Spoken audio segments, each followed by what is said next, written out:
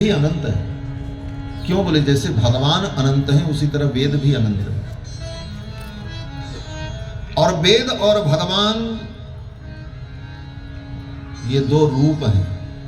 भगवान का ही शब्द रूप जो है वो वेद है। वेदो नारायण साक्षात स्वयंभूरिति सुश्रुमः, अजामिल के प्रसंग में।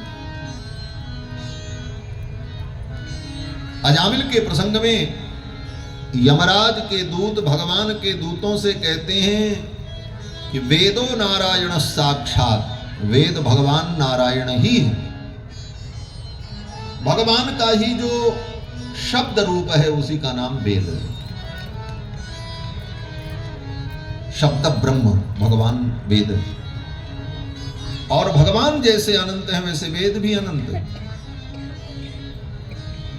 और इन वेदों का रचयिता बोले, इनका रचयिता कोई नहीं। क्यों बोले, जैसे भगवान का कोई रचयिता नहीं, भगवान को किसने रचा? ये तो प्रश्न ही बेकार है। भगवान को कोई कौन रचेगा? भगवान ही सबको रचते।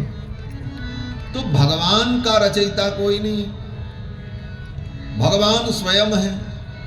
उसी प्रकार वेद का भी कोई रचयिता नहीं है, वेद भी स्वयं और अनादि। इसीलिए धर्म में प्रमाण है। दुनिया के जितने तथाकथित धर्म ग्रंथ हैं वो किसी व्यक्ति के द्वारा बनाए गए, लेकिन वेद बोले, वेद किसी व्यक्ति की रचना ही नहीं। हमारे यहां भी रामायण को वाल्मीकि जी ने बनाया, पुराणों को वेद व्यास ने बनाया, महाभारत को वेद व्यास ने बनाया, लेकिन वेद को बोले, वेद को किसी ने नहीं बनाया। वेद अनादि।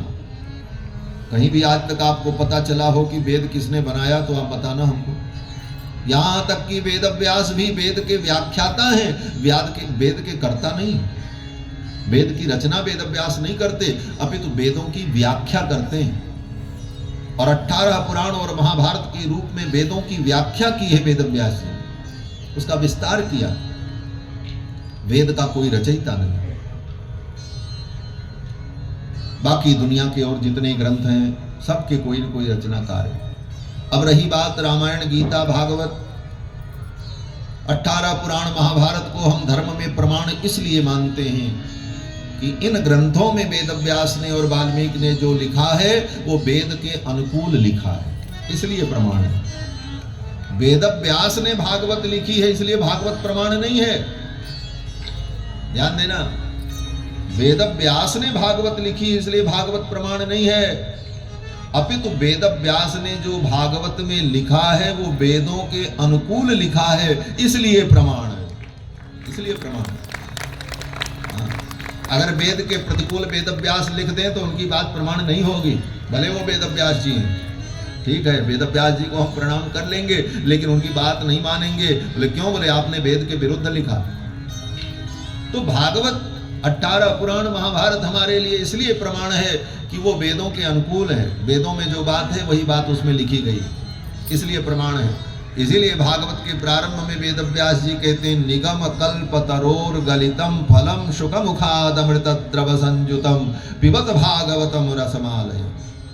ये प्रतिज्ञा करनी पड़ी वेद व्यास को, अपने ग्रंथ को प्रामाणिक कहने के लिए वेद व्यास को भी ये आश्रय लेना पड़ा कि निगम कल्प तरोर गलितम फलम, ये वेद रूपी वृक्ष का पका हुआ फल है, ये वेद से ही पैदा हुआ है, वेद का ही रस है, ये अलग नहीं है।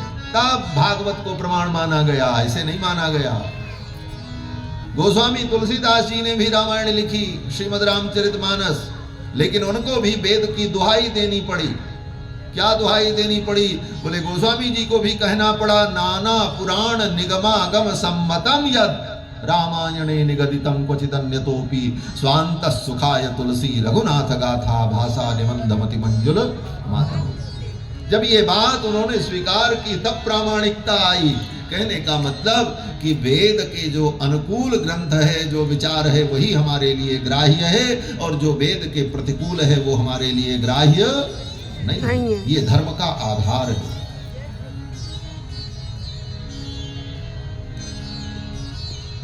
तो वेद धर्म का मूल है। और उन्हीं वेदों के विरुद्ध भगवान भी अगर बोल दे तो उनकी बात प्रमाण नहीं है। 24 अवतार में भगवान का एक अवतार बुद्धावतार है, बुद्ध भगवान। रोज संकल्प में हम बुद्ध भगवान का नाम लेते हैं। कल युगे कल प्रथम चरणे बौद्धावतारे, बौद्धावतार का रोज स्मरण करते हैं सवेरे, लेकिन बुद्ध भगवान की कही हुई एको बात नहीं मानते। हाँ, बुद्ध की बात हम लोग कहाँ मानते हैं? किसी भी हिंदू के घर में बुद्ध भगवान की मूर्ति रख करके पूजा नहीं होती। किसी हिंदू के घर में बुद्ध की जयंती नहीं मनाई जाती। किसी हिंदू सनातनी के घर में बुद्ध की कोई कथा नहीं होती। बुद्ध के नाम पर कोई व्रत नहीं होता। क्यों नहीं होता? 24 अवतार हम पूजते हैं। कुत्ते की भी पूजा हम कर लेते हैं। हाँ? संत महात्मा कुत्ता को देखते हैं तो कहते हैं महाराज विट्ठल भगवान है, लो, ये ना कहते हैं। क्यों? बोले विट्ठल भगवान कुत्ता भी बन गए थे। हमारे ठाकुर तो अपने भक्तों के लिए कुछ भी बनने को तैयार है। तिनहि लाग धरि देह करऊं सब डरऊं न सुजस न साव। हाँ, हमारे भगवान तो कहते हैं कि मैं अपने भक्तों के लिए कुछ भी कर सकता हूं। बोले महाराज कुछ भी कर सकते हैं, आपका अपयश हो जाएगा। ठाकुर कहते मैं अपने भक्तों के लिए सब कुछ करने को तैयार, भले मेरा अपयश हो जाए। तिनहि लाग धरि देह करऊं सब डरऊं न सुजस न साव। मेरे सुयस का नाश भी हो जाए तो इसका मुझे डर नहीं है, परवाह नहीं। मैं तो अपने भक्तों के लिए सब कुछ करता हूं। तो भगवान तो नामदेव के लिए कुत्ता भी बन गए। रोटी लेकर के कुत्ता भागा तो नामदेव जी घी का डिब्बा लेके पीछे पीछे भागने लगे। नामदेव जी ने कहा ठाकुर जी रोटी बड़ी सूखी है, रूखी है और बाजरे की रोटी है, गले में अटक जाएगी, थोड़ा घी लगा लो। घी से खाओगे तो अच्छा लगेगा, स्वादिष्ट हो जाएगा, गले में सरक जाएगी। और घी का डिब्बा लेकर के नामदेव जी कुत्ते के पीछे भाग रहे। लोगों ने कहा नामदेव पागल हो गया। नामदेव जी को कुत्ते में भगवान दिखे। अंत में विट्ठल भगवान को उसी रूप में प्रकट होना पड़ा, अपने भक्त के लिए आना पड़ा, कुत्ते में प्रकट। आज नामदेव जी का स्मरण हो गया। आज एक कोई भक्त आए थे सुबह सुबह मिलने, उनका नाम ही नामदेव था, वहां जहां मैं ठहरा हूं। और नामदेव जी का जब स्मरण हुआ तो हमारे मुख से नामदेव जी के कथा का जो छप्पे है उसकी पहली पंक्ति आ गई। नामदेव प्रतिज्ञा निर्वही जो त्रेता नरहरि दास की। भक्तमाल का प्रसंग है कि जैसे त्रेता युग में नरहरि दास अर्थात प्रहलाद जी, जैसे प्रहलाद जी ने सर्वत्र भगवान को देखा, हर जगह उन्हें भगवान का दर्शन, उसी तरह इस कलयुग में नामदेव जी ने सबके अंदर भगवान का दर्शन किया। कुत्ते में भी भगवान, भूत में भी भगवान। महाराज नामदेव जी को भूत में भी भगवान दिखे। एक दिन बावड़ी में पानी भरने गए, कीर्तन चल रहा था, कोई जाने को तैयार नहीं। बोले उस बावड़ी में जाएंगे, वहां भूत रहता, हम नहीं जाएंगे। कोई जाने को तैयार नहीं। कीर्तन करने वाले महात्माओं का गला सूख रहा था, अखंड कीर्तन चल रहा था। अब पानी लाने कौन जाए? तो नामदेव जी ने कहा हम जाते हैं। नामदेव जी गए उस बावड़ी में पानी लेने के लिए, और बड़े बड़े भूत महाराज प्रकट हो गए वहां। लंबे लंबे हाथ, लंबे लंबे पांव, और वो सब भूत जब प्रकट हुए तो नामदेव जी ने कहा मेरे भगवान का यह भी रूप है, आज तो मैंने पहली बार देखा। निकाली अपनी करताल फेंट से, और करताल निकाल करके नामदेव जी महाराज करताल बजा करके नाचने लगे।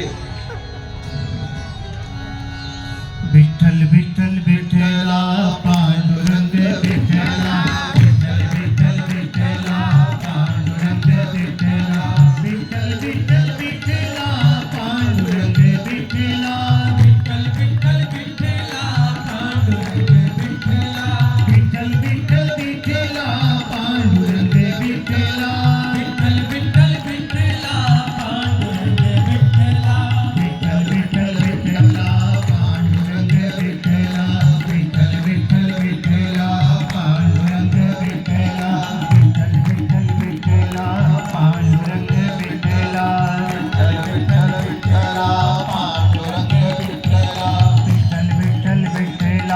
पांडुरंग विठ्ठला विठ्ठल विठ्ठल विठ्ठला